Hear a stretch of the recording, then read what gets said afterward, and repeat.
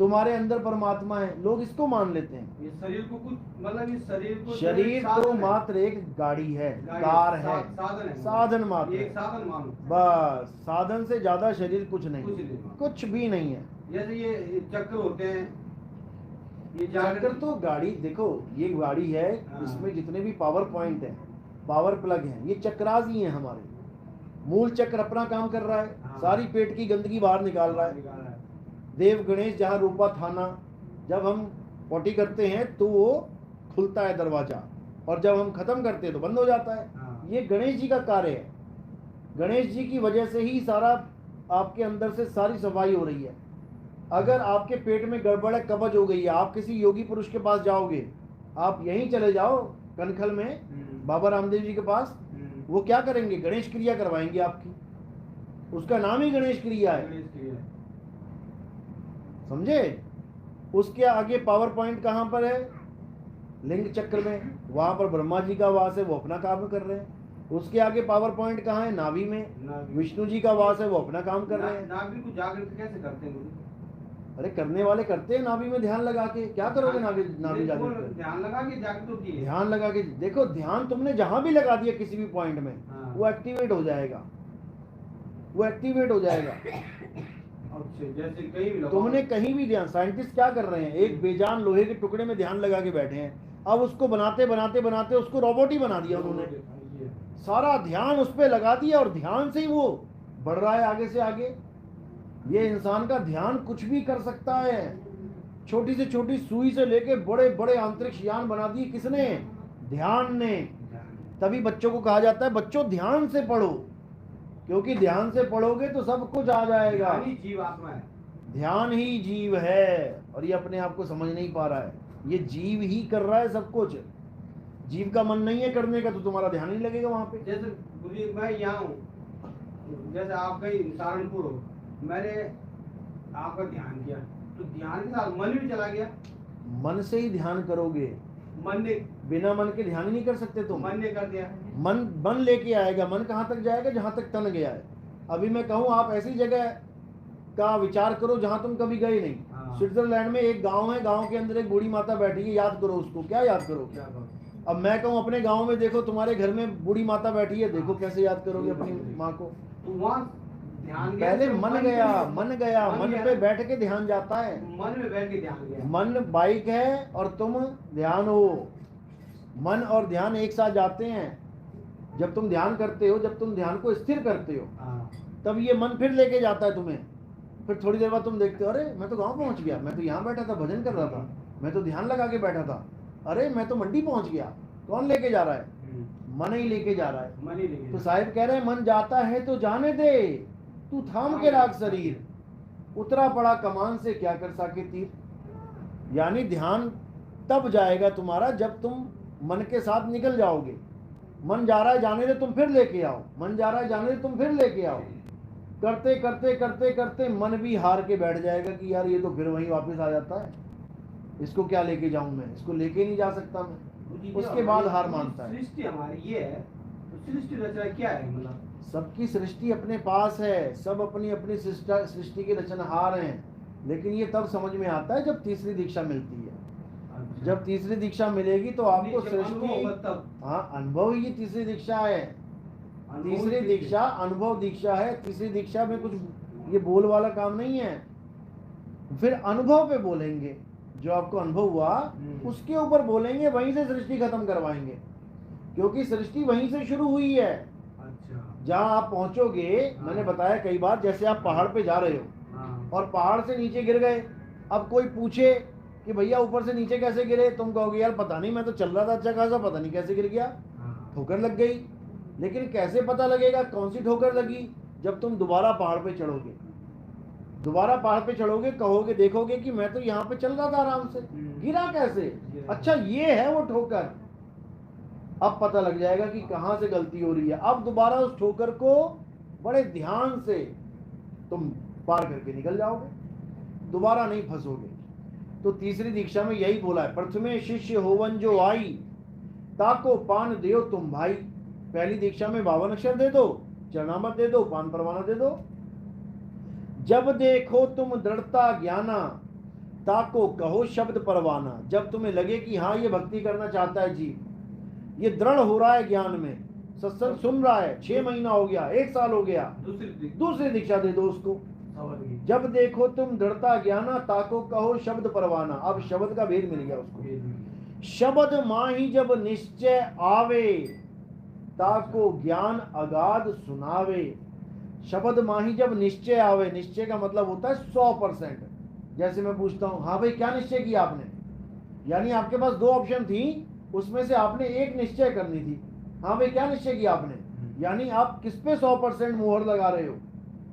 इसी प्रकार शब्द माही जब निश्चय आवे, यानी 100% जब वो शब्द में आके रम गया, अब उसको तीसरी दीक्षा मिलेगी। और वो तीसरी दीक्षा मिलने के बाद आपके पास सारा भेद आ जाएगा कि मैंने सृष्टि कैसे खत्म करनी है, फिर सारा क्लियर हो जाएगा ज्ञान। जब तक तीसरी दीक्षा नहीं मिली तब तक आप केवल अरदास कर सकते हो, भक्ति कर सकते हो, सृष्टि खत्म नहीं कर सकते। सृष्टि खत्म यानी ये सारा ड्रामा जितना भी चल रहा है, ये प्रपंच है, ये झूठ का प्रपंच है, ये परमात्मा का प्रपंच नहीं है। लेकिन कई बार वाणियों में लिखा जाता है कि परमात्मा ने ये प्रपंच बनाया, उसके पीछे भेद है, उसके पीछे गुप्त भेद है। कि क्या भेद है वो ये अज्ञानी जीव नहीं जान सकता, ये भेदी गुरु बताएगा आपको कि ऐसा लिखा है तो क्यों लिखा है, इसके पीछे कारण है तो क्या कारण है। नहीं तो परमात्मा को क्या पड़ी है झूठा प्रपंच बनाने की। परपंच तो केवल परपंची आदमी करता है, लेकिन एक आधी जगह लिखा गया है कि मालिक परमात्मा का ये प्रपंच है, उसके पीछे भेद है, ऐसा क्यों लिखा है।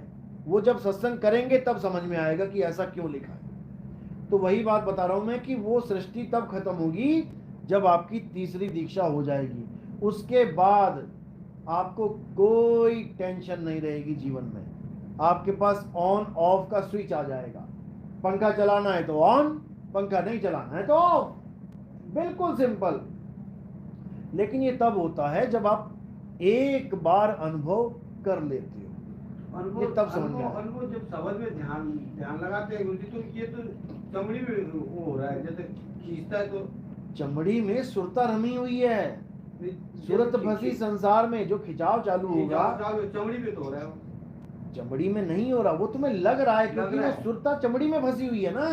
देखो कहीं भी छुओ, कैसे पता लग रहा है हमें, सूरत की वजह से, क्योंकि ये शरीर में सूरत है।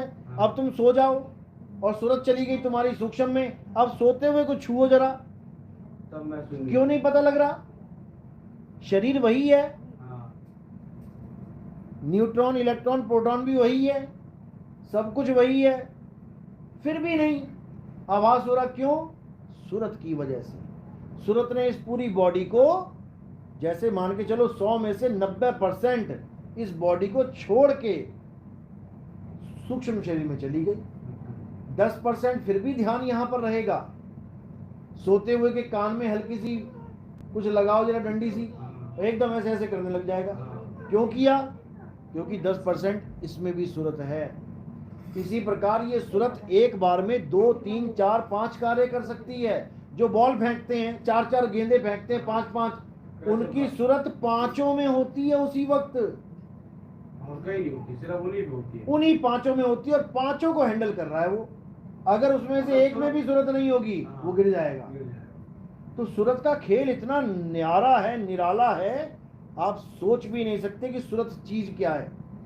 अभी लोगों को सूरत की ABCD नहीं पता। जिस दिन सूरत के बारे में पता लग गया ना, उस दिन उनको समझ में आ जाएगा कि यही है सारी फसाद की जड़।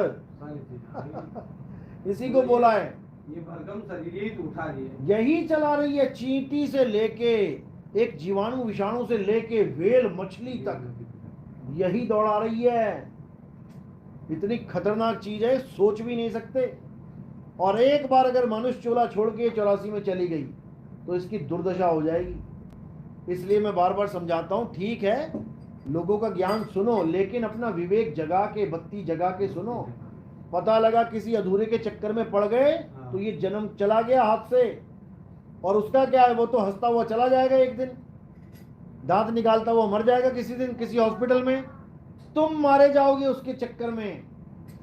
इसलिए साहिब कह रहे हैं, सबका हुक्का लीजिए साचा शब्द निहार, पक्षपात मत कीजिए, कहें कबीर विचार। जो सत्य है उस पे मोहर लगाओ, पक्षपात मत करो कि मेरे मामा का लड़का है जी संत बन गया, मैं तो उसी के साथ रहूंगा, मेरे ताऊ का लड़का है जी, वो ड्रामा नहीं है यहाँ पे।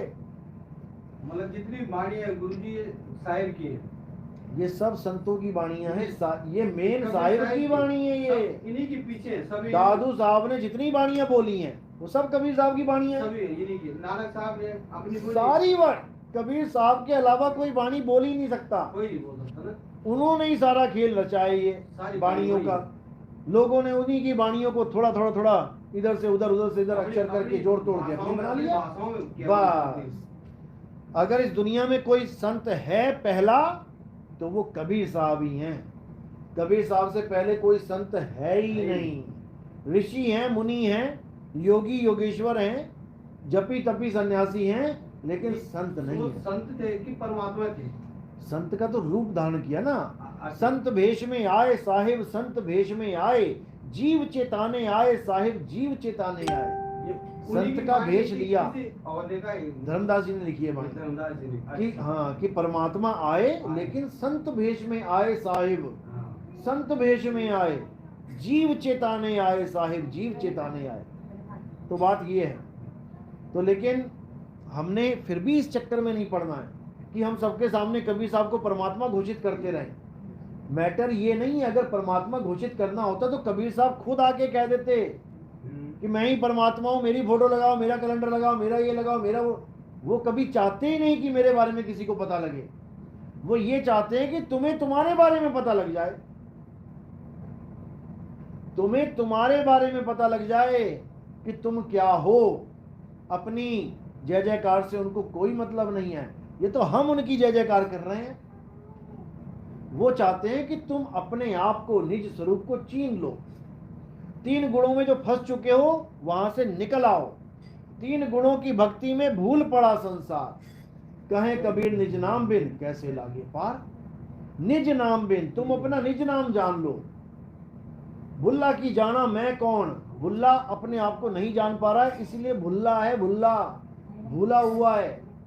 अब भुल्ले को भुल्ला बनाना है बस। यही नानक साहब कह रहे हैं, कहे नानक ये तेरी वडियाई कोई नाम न जाने मेरा। मुझे मेरा नाम बताने वाला कोई गुरु नहीं मिल रहा है। तो जब गुरु मिल जाएगा तो कहानी खुल जाएगी, समझ में आ जाएगी। तो शब्द में समाना है गुरुजी, शब्द में ही समाना है। ध्यान लगाना, जो खिंचाव हो रहा है वही पे शब्द हो। बिल्कुल बिल्कुल, वो शब्द से ही, शब्द में समाना मतलब वो चुंबक का खिंचाव तुम्हें चुंबक तक ही लेके जाएगा। एक लोहा जब चुंबक के एरिया में आ गया तो क्या होता है, खिंचाव शुरू हो जाता है। कहां तक जाएगा वो लोहा, खिंचाव कहां से हो रहा है, चुंबक से ही हो रहा है।